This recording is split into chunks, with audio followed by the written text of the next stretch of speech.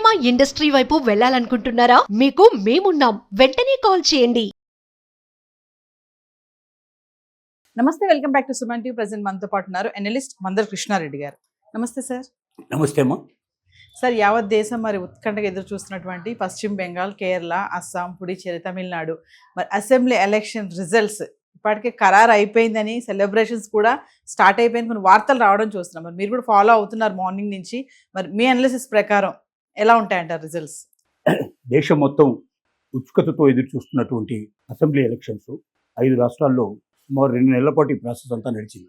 కొన్ని చోట్ల 2 దశల పోలింగ్ జరిగితే కొన్ని రాష్ట్రాల్లో ఒకేసారి మొత్తం పోలింగ్ అంతా పూర్తయిపోయింది. ఇది పూర్తయిపోయిన తర్వాత రిజల్ట్ కోసం మాత్రం అన్ని చోట్ల ఎలక్షన్స్ పూర్తయిన తర్వాతనే మే 4వ తారీఖు దీన్ని ఫిక్స్ చేయడం జరిగింది. 3 రాష్ట్రాల్లో ఆశ్చర్యకరమైన ఫలితాలు వచ్చాయి. అంటే ఊహించని ఫలితాలు. ఇప్పుడు ఉన్నటువంటి అధికారంలో ఉన్న పార్టీ కాకుండా కొత్త పార్టీ ఉద్భవించింది. 2 రాష్ట్రాల్లో యథేచ్ఛగా గతంలో ఎలాగైతే ఉన్నాయో అదే రిజల్ట్ మళ్ళీ కంటిన్యూ అయ్యింది. ఈసారి జెన్జీ ఓటు చాలా కీలకంగా మారినట్టుగా అనిపిస్తుంది. యంగ్స్టర్స్. ఎందుకంటే తమిళనాడు మనం ఉదాహరణగా తీసుకుంటే అక్కడ ముఖ్యమంత్రిగా పోటీ చేసినటువంటి కొత్త పార్టీ టీవీకే పార్టీ అనే పార్టీని సినిమా యాక్టర్ హీరో విజయ్ స్థాపించాడు. ఆశ్చర్యకరమైన విషయం ఏంటంటే 36 సభల్లో తప్ప మిగిలిన సభల్లో అతను అసలు వెళ్ళలేకపోయినాడు. సభలే జరపలేకపోయినాడు. అంత సమయం లేకపోయింది. పుట్టింది పార్టీ 2 సంవత్సరాల క్రితం పుట్టింది. వాళ్ళు క్యాండిడేట్స్ అంతా డిసైడ్ చేసి ఎలక్షన్కి వెళ్ళడం అంతా డిసైడ్ చేసుకున్నాక ఎవరితో కలవాలా, సొంతంగా వెళ్ళాలా, ఇవన్నీ నిర్ణయాలు చేసేవారికి చాలా టైం పట్టింది. 36 చోట్ల మాత్రమే ఎలక్షన్స్ సభల లోపల పార్టీ పాల్గొన్నప్పటికీ ఆయన కొన్ని జిల్లాలకు అసలు వెళ్ళకపోయినప్పటికీ, మ్యాక్సిమం కాన్స్టిట్యున్సీకి వెళ్ళకపోయినప్పటికీ, అక్కడ క్యాండిడేట్ ఎవడో కూడా కరెక్ట్గా తెలియకపోయినప్పటికీ థంపింగ్ మెజార్టీ తోటి తమిళనాడు ఎలక్షన్స్లో నెగ్గడం జరిగింది. కారణం జెన్జీ అనేటువంటి ఒక ఆలోచన అందరూ చేస్తున్నారు. యువకులు, సినిమా అభిమానులు జనరల్గా యంగ్స్టర్లు ఎక్కువ ఉంటారు. సోషల్ మీడియా ప్రభావంతో మాత్రమే వాళ్ళంతా కూడా కదిలి గత 4 దశాబ్దాలు 5 దశాబ్దాల నుంచి తమిళనాడును పరిపాలిస్తున్న 2 పార్టీలు, ఒకటి డిఎంకే, రెండోది అన్నా డిఎంకే. ఈ 2 పార్టీలు మాత్రమే పరిపాలిస్తున్నాయి. మిగతా ఏ పార్టీకి అవకాశం కల్పించలేదు ఇప్పటిదాకా. ఒకసారి వాళ్ళు, ఒకసారి వీళ్ళు, ఒకసారి వాళ్ళు, ఒకసారి వీళ్ళు, 2 సార్లు వాళ్ళు, అట్లా ఆ టైప్లోనే నడుస్తుంది తప్ప ఇంకొక కొత్త పార్టీకి కానీ నేషనల్ పార్టీకి కానీ అడుగుపొప్పడానికి అక్కడ అవకాశం ఉంది. కాంగ్రెస్ ఇంతకాలం నుంచి ప్రయత్నం చేసినా, అట్లాగే బీజేపీ వచ్చిన తర్వాత అది ప్రయత్నం చేసినా 5 నుంచి 10-15 సీట్లు మ్యాక్సిమం ఇవ్వడం తప్ప అంతకన్నా ఎక్కువగా వాళ్ళకి అవకాశం కల్పించడానికి అక్కడ పార్టీలు సిద్ధంగా లేవు. అలాంటి పరిస్థితుల్లో ఆ 2 పార్టీలని తప్పించి కొత్త పార్టీని 2 సంవత్సరాల క్రితమే పెట్టిన పార్టీని 100 సీట్లకు పైగా గెలిపించేందుకు సిద్ధపడ్డారు అంటే ఇది ఖచ్చితంగా యువత మహాత్యమే, జెన్జీ మహాత్యమే అనేది ఒకటి ఎన్నికల్లో చాలా ప్రస్ఫుటంగా తెలుస్తుంది. రెండోది ఏమిటంటే 2 రాష్ట్రాల లోపల గతంలో ఉన్న ప్రభుత్వాలే వచ్చాయనుకుంటున్నాం. ఒకటి పుదుచ్చేరి, రెండోది అస్సాం. పుదుచ్చేరి కేంద్రపాలిత ప్రాంతంగా ఉంది. అక్కడ ఉన్నవే 30 సీట్లు.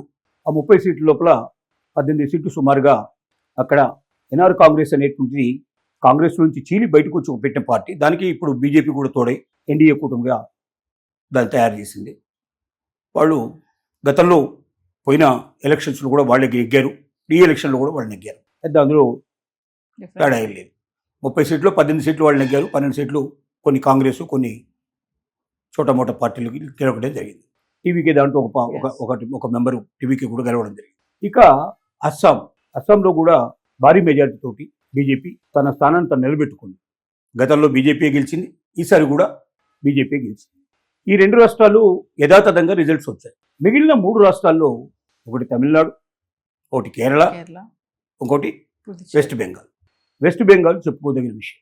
వెస్ట్ బెంగాల్లో ఏమిటంటే కమ్యూనిస్టులు 20 ఏళ్ళు పరిపాలించారు. 20 ఇయర్స్ కంటిన్యూస్గా పరిపాలించారు. ఆ కమ్యూనిస్టుల్ని దెబ్బకొట్టడానికి తృణమూల్ కాంగ్రెస్ చాలా కష్టపడాల్సి వచ్చింది. అతి కష్టం మీద 2-3 పర్యాయాలు పోటీ చేసి చిట్ట చివరికి కమ్యూనిస్టులు పక్కకు పెట్టి మమతా బెనర్జీ తృణమూల్ కాంగ్రెస్ అనే పార్టీని కాంగ్రెస్ నుంచి బయటకు వచ్చి ఆవిడ తృణమూల్ కాంగ్రెస్ స్థాపించింది. సామాన్యమైన మహిళ, ఆడంబరాలు ఉండవు, ఎప్పుడు వైట్ శారీ కడుతుంది, అది కూడా ముతక చీర కట్టుకుంటుంది. ఆవిడ బ్యాంక్ బ్యాలెన్స్ అంతా కలిపితే 1000 రూపాయలలోనే ఉంటాయి. ఆవిడ మొత్తం ఆస్తి అంతా కలిపితే 1,00,000 నుంచి 10 లక్షల లోపల ఆవిడ డిక్లేర్ చేసినప్పుడు మొత్తం కంప్లీట్గా. 3 సార్లు సీఎంగా పరిపాలించిన వాళ్ళు ఎవరైనా సరే అంత తక్కువ ఆస్తితోటి ఉండడం అనేది సాధ్యం కాదు. మాటల్లో ఎంత పదునుంటుందంటే కత్తి పెట్టి కోసినట్టుగా ఉంటుంది ఆవిడ మాట్లాడితే. మనిషి బక్కగా ఉంటుంది, పెద్ద గొప్ప ఆకారం కూడా కాదు, కానీ బెంగాల్లో మాట్లాడిన ప్రతి మాట బెంగాల్లో హృదయాలకి వెలికి తడుతుంది.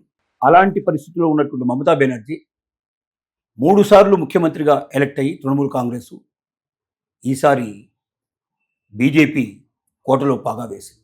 మామూలుగా వేయడం కాదు, 100 సీట్లకు పైగా మెజార్టీ తోటి అక్కడికి వెళ్ళడం జరిగింది. అంటే ఇవన్నీ ట్రెండ్స్ వస్తున్నాయి. ఇప్పుడు పూర్తి రిజల్ట్ ఈ రాత్రికి పూర్తిగా వస్తాయి. రేపు మార్నింగ్ కల్లా మనకు బట్టబయలు అవుతుంది. కానీ ట్రెండ్స్ను బట్టి అక్కడ ఎవరిది విజయం ఎవరిది అపజయం చెప్పడానికి మనకు పూర్తిగా 100% అవకాశం ఉంటుంది. దీంట్లో పెద్ద మార్పులు ఏం రావు. 10 సీట్లు 15 సీట్లలో తేడాలు ఏమంటూ ఉండొచ్చు, కానీ అసలు ఇంకా ఇంతకన్నా పెద్ద తేడా వచ్చే అవకాశాలు అయితే ఉండవు. ఇక కేరళలో ఎల్డిఎఫ్ లెఫ్ట్ డెమోక్రటిక్ పార్టీ ఏదైతే ఉందో, అంటే సిపిఎం సిపిఐ ఇవన్నీ కలిపి లెఫ్ట్ డెమోక్రటిక్ పార్టీలుగా పినరయి విజయన్ అనేటువంటి ముఖ్యమంత్రి ఆధ్వర్యంలో ఆయన హెడ్ ఆఫ్ ది 2 సార్లు థంపింగ్ మెజార్టీతో గెలిచింది. సహజంగా ప్రతిసారి ఈసారి ఒక పార్టీ వస్తే మరొకసారి ఇంకో పార్టీ.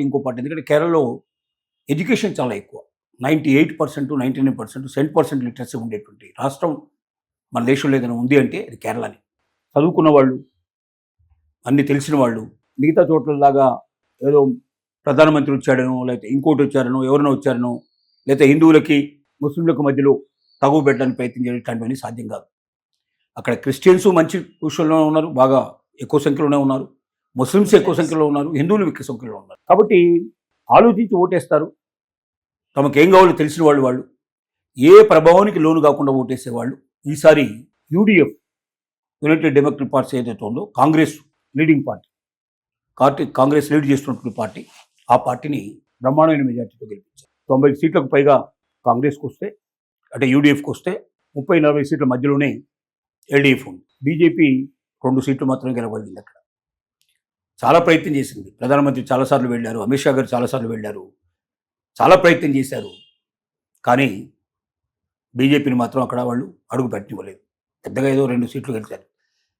త్రివేంద్రం పురపాలక సంఘాన్ని కూడా బీజేపీ కైవసం చేసుకుంది. దాంతో వాళ్ళకి ఎంత నమ్మకం ఏర్పడిందంటే ఈసారి ఖచ్చితంగా ప్రభుత్వం మాదే అని నిర్ణయానికి వచ్చారు. కానీ త్రివేంద్రం పురపాలక సంఘానికి మాత్రమే పరిమితం చేశారు తప్ప మొత్తం రాష్ట్రం లోపల 2 సీట్లు మాత్రం ఇచ్చేసి మిగతా అంతాలో కూడా యూడిఎఫ్కి ఫుల్ మెజార్టీ ఇచ్చారు, కొంత ఎల్డిఎఫ్కి ఇచ్చారు. ఇలా 5 రాష్ట్రాలు మొత్తం టోటల్గా మనకు ఎన్నికలు జరిగాయి.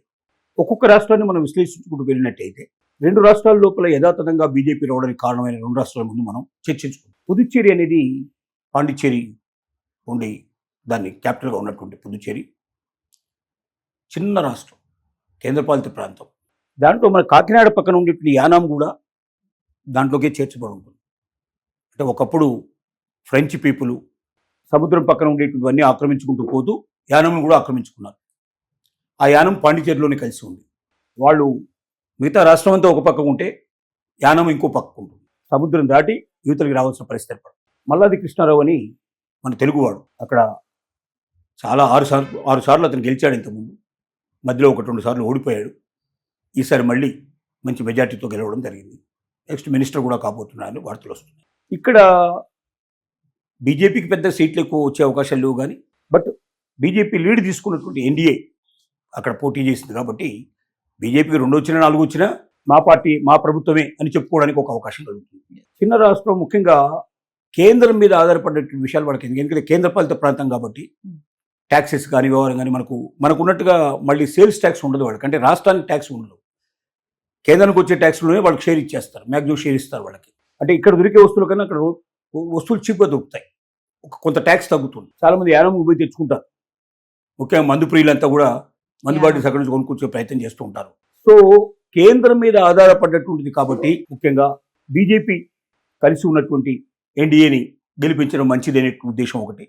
అక్కడ ముఖ్యమంత్రి కూడా చాలా సింపుల్గా ఉండే వ్యక్తి, ప్రజలందరినీ కూడా చక్కగా చూసుకునే వ్యక్తి, స్వార్థం తక్కువగా ఉండి సమాజానికి సేవ చేయాలన్న దృక్పథంతో ఉండే వ్యక్తి కాబట్టి ట్రూ గాంధీయన్ అలాంటి వ్యక్తిని గెలిపిస్తే బాగుంటున్న ఉద్దేశంతో వాళ్ళు 2వ కూడా ఎంపిక చేసుకోవడం జరిగింది. ఇది పాండిచ్చేరి సంబంధించిన విషయం. ఇక 2వది అస్సాం చాలా సంవత్సరాలు కాంగ్రెస్ ఆధీనంలోనే ఉంది. కాంగ్రెసే గెలుస్తూ వచ్చింది చాలాసార్లు. ఇది 3వసారి ఇప్పుడు అస్సాం లోపల కాంగ్రెస్ పోయి బీజేపీ రావడం.